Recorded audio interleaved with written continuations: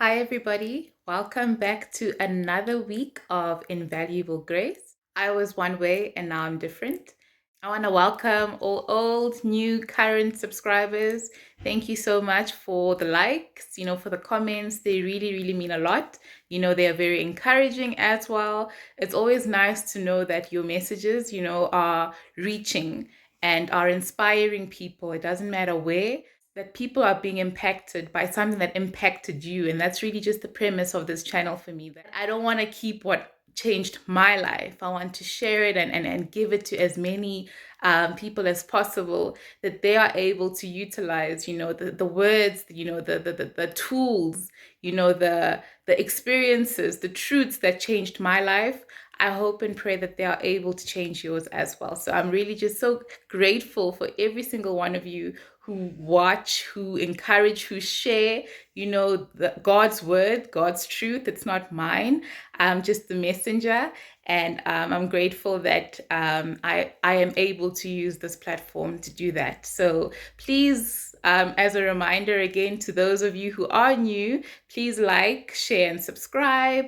And yeah, let us know what you think. I really, really encourage comments and your opinion, or your take on anything that I share on this platform. No one knows everything. We all shared knowledge is much more valuable than isolated knowledge. So this week, another insightful topic that the Spirit just really placed in my heart, and another disclaimer.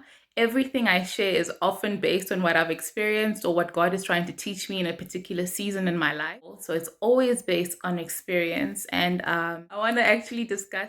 It's a topic that, those of us who grew up in the church may have, understood incorrectly, or we understand one part of it. We don't fully understand the full message or the full idea behind what God is trying to say, right? And I'm going to talk about waiting on God's perfect timing. Waiting on God's perfect timing.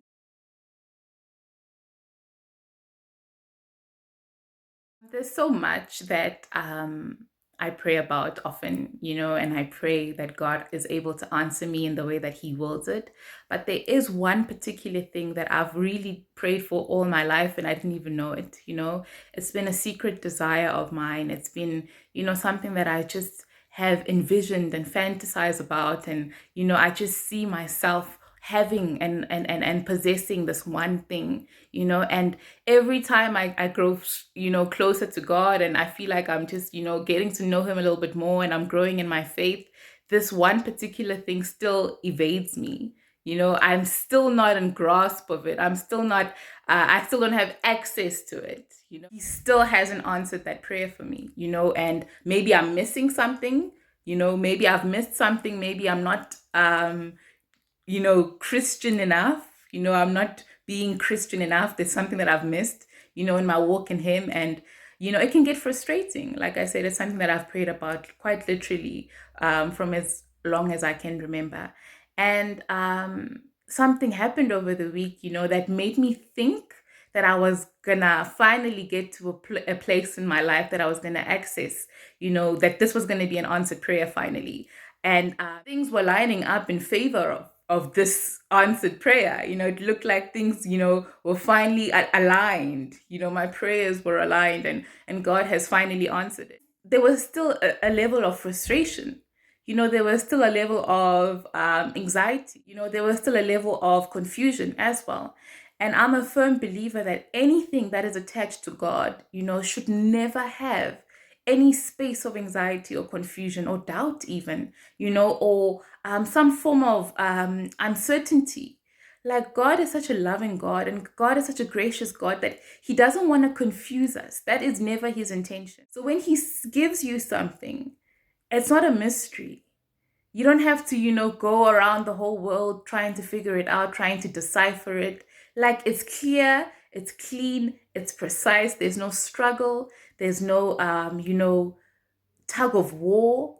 There's no conflict. It is simple. It is easy. And that's when I had to step back and ask myself, is this really what God is saying? Is this really the answered prayer? And does it look like this? And There's something that my mom said to me because I went to her and I asked her for advice because I was really so conflicted, because it's something that I want so badly. And I felt that it was playing out the way that God had willed it, but there was still so much confusion and anxiety attached to it. And I just wanted, to get advice from a maternal figure. And she really just spoke so much truth and wisdom in that moment that just kind of, that was the certainty. Her response to what I was struggling with was the certainty that I was looking for in this answered prayer. And she basically said that it is not the time. Even though it may look like it's an answered prayer, if there's still confusion, if there's still anxiety, that means it's not yet the perfect time. And maybe God is just giving you a glimpse of what could be, but don't go ahead, don't rush ahead of God and trying to make it seem like it's now, or trying to access something that He hasn't really fully equipped you to access yet and destroy it in the process. And that resonated with me so much. Like, I felt conviction, I felt the truth of that statement in my spirit and my soul. And I was able to look at this in a different way. And I was able to embrace it, rather, embrace the waiting in a different way, embrace the journey, the process. And that's just what I want to highlight. And I want to encourage anybody who's going through a waiting period. It could be for anything. When you're in a season where you've been praying and you've been asking God to just answer you and to just reveal Himself to you, and there's nothing you quite literally haven't done. You've walked in the righteous path. You've, given up so much and you live for Him. But there's still this particular prayer that just isn't been answered. It could be anything. And I want to encourage you today that God always answers our prayers. He always does. He is never silent. Silence, where God is concerned, is still an answered prayer. He answers in two ways. It's either He gives you what you want, that it materializes and it shows up physically in the way that you prayed for it, or He doesn't give you what you want. And even still, that is an answer, because He's basically saying no. If He doesn't give you what you are praying for, He's either saying no, that isn't the right thing for you, or He's saying not now, that isn't the right time for you. It isn't the right time for you. And like learning to understand and embrace that God is out for our good.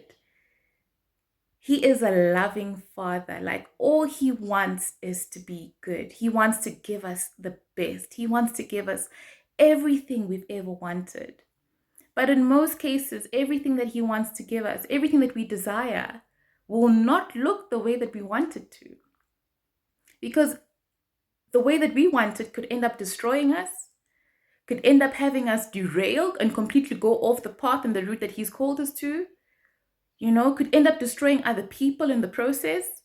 But there's a reason why He either halts it or He completely shifts it, because it's destructive. There's some way that it's going to destroy, right? And He wouldn't be a righteous God if He didn't try to prevent you from that happening. And I was listening to something that Tony Evans, my sister, sent me a link, right?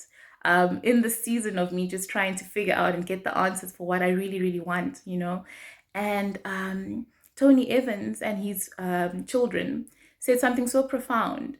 And he basically said that God is sovereign, right? But He's sovereign in two ways. He's sovereign in a way that is conditional or unconditional. Conditional meaning, if you live righteously and you follow the rules of the book, and you live according to His statutes and you follow the things that are beneficial for your successful life, right? Those generally bring a reward. It's a give and take. You plant a good seed, you will reap a good reward. That's generally just the nature of life, right? And it applies, it's embedded in the biblical law. It's embedded in God's word, right? So that's the conditional rule, the conditional law of God. If you apply His word, if you live righteously, if you try anyway to be as righteous as possible, you will reap the rewards of that. But the unconditional will here is that God is God, and He doesn't have to explain why He allows certain things to happen. But it is His will, because He knows more than we could ever know. He is omnipotent, he is omnipresent, he is all knowing, all seeing. He knows the beginning and the end, the future, the past, the present. He has knowledge of all of that that we don't have. So I think he is able to make decisions based on that knowledge. If he's preventing something or if he's allowing something, he sees, or he's seen rather, in the future what that can do, what it has done, what it can result in. So grace allows him to either hinder it or redirect it, or just work on you as well, work on your process in it. And so often we expect God to just be this genie that we request things and they need to happen. And if they don't happen, then he's not a good God. But when you fully understand that there are two wills, they are conditional and there's a conditional and there's an unconditional will where God operates. That gives you peace. Job is an example. The book of Job, the story of Job, is a good example of unconditional will. Job didn't even know why all those things happened to him. He never gets a moment where that question is answered. He didn't know what was happening in the spiritual, that Satan approached God and he basically said, if this person is so righteous, let me see how righteous he claims to be. He didn't even have any clue that conversation was taking place. But all of those bad things happened to him for quite literally no reason, if we look at it from a physical reality, right? That is unconditional will. God is aware of things that we know nothing about, and his will determines the knowledge that only he has. And that should bring us peace. We shouldn't be sitting there questioning why we're going through certain things. It doesn't matter how, righteous you are. If God wills it, he wills it for a reason, and that should be enough. And that was basically how he answered Job after all of his friends and his wife were questioning just how righteous Job was. God didn't even tell him this is why. He just told him who he is. And that was a conversation closer done. Right? So we have no right to question God when certain things that we want don't happen on our timetable or don't happen at all. Unconditional will. Conditional will is when we are party to what God can do for us. We now need to contribute to how God can fully show up in our lives, right? How we treat people, what we say, what we do, our hearts, right?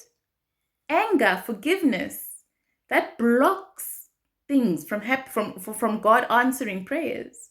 That is where the conditional will come from. We actually have a certain element of responsibility in how God answers your prayers in that state, but you will never know which will applies where.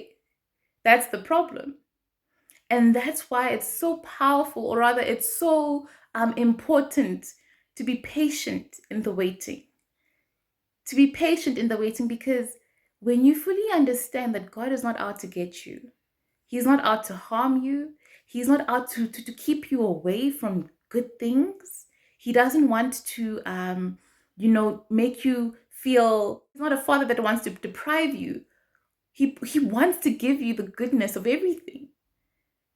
But when we now start doing things in our own strength, in our own ways, we destroy the plan that he's already fully orchestrated, and we get in the way of that.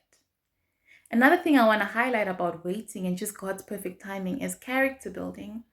I think we look past what happens in the background and we are so consumed with the physical and with the flesh that we miss what happens in the background throughout the waiting process. God works the most in the unseen, in the background. God works the most then. When you are not out and flashy, when people are not seeing you, be accomplished and arriving. There's a lot of work that happens before you get to the point where you've arrived in life. And that's what people dismiss. And that is a waiting process. Can you imagine if a child, like if, a 10-year-old had access to a car, what would happen? They've never driven it. They've never had lessons. They were just given a car for their birthday and their parents were like, there you go, happy birthday, go drive the car. They would crash because they don't have the experience to know how to drive a car, what to do with the car, where the gears go. They're not even tall enough to reach the gears, right? But it's only in time, in patience, and cultivating and learning and discipline that everybody is able to learn how to drive. That doesn't happen overnight. It's something that's cultivated. And everything we pray for is that. If it's not an immediate response, that means that He's cultivating your character for you to be able to receive what He wants to give you. He doesn't want to overwhelm you. He doesn't want you to crash and burn. He doesn't want you to drown because the clothing is ill-fitting for you. You need to be able to fit in a clothing. If you're a size 8, right, and you want to become a size 6, you have to lose weight to fit into the size 6. And that takes a lot of hard work and discipline. And that gave me so much peace when I fully recognized that, yes, maybe what I've been praying for all along is in my future. I don't know when. I don't know what it looks like. I don't know how it's going to come across, But what I have the power of right now, what I have control over right now is getting myself ready for when God answers that prayer, because I believe He will, just not in the time that I want. And in all honesty, I don't think I'm ready for what I truly want. So rather take the time to work and to embrace what the character that God is trying to mold, right? And it could be anything. It could be patience that He's trying to cultivate. It could be the way that you treat people. It could be the way that you handle your finances. Before He's able to give you that breakthrough of millions of rands, how are you stewarding 100 rand every day right where you are right now? And it's really that basic. It's really that simple. But we overcomplicate it because we want to see instant gratification when God is just trying to rear us right, trying to get us ready for what He already wants to give us, what's already there. And we hurt ourselves when we run and rush ahead of Him. And then what happens? We blame God when we fall on our faces. And all that's left after that are consequences, because He was trying to save you from that. So my message today is to trust the timing, the perfect will of God, because He wants to give you your desires, the desires of your heart. They wouldn't be there if they were not from Him. But they need to align. They need to align to the purpose and will that He has for your life. And that is all about timing. Even Jesus, when He walked the earth, waited on the perfect timing. There's a reason why He only ministered for 3 years. There's a reason why He was crucified on that particular Friday. The perfect timing. At any point it could have happened. At any point in history, there was a specific time it needed to happen for it to have lasting effects. And once we learn to trust the will of God where our lives are concerned, there's a level of peace that comes with it, because there's no rush. There really, really isn't.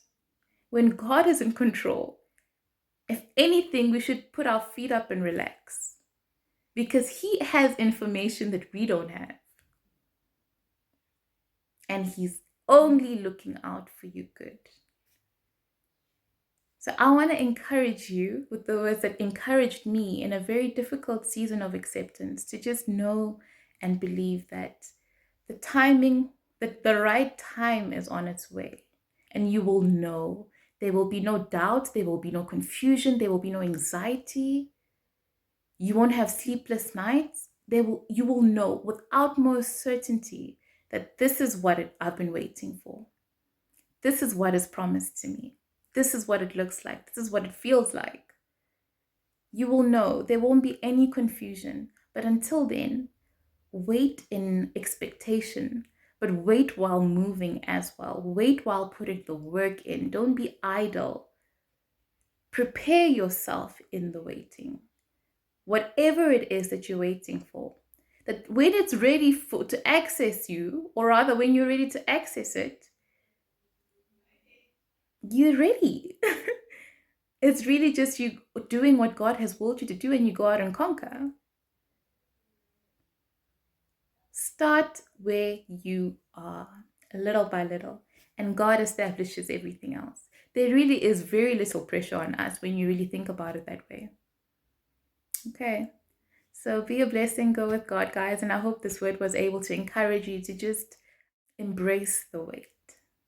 It's not as painful when you look at it from this perspective. Okay. Bye, guys.